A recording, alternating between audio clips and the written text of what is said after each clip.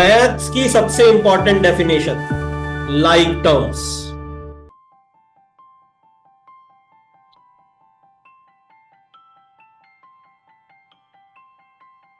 Terms which have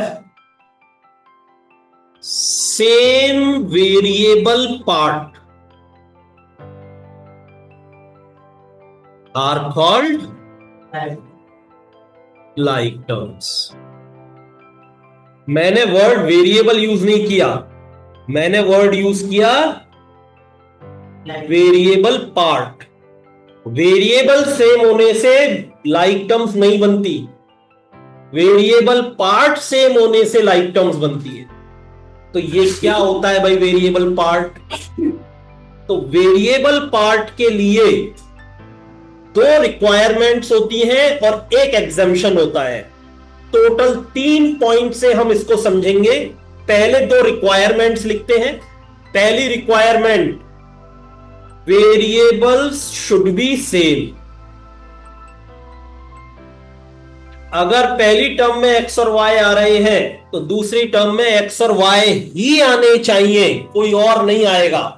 variable should be same. दूसरी requirement, powers of variables should be equal. अगर x की power 2 है पहली term में तो दूसरी टर्म में भी x की पावर 2 होनी चाहिए, और उसके साथ पहली टर्म में y की पावर हाफ है तो दूसरी टर्म में भी y की पावर हाफ ही होनी चाहिए। वेरिएबल सेम, उनकी पावर सेम।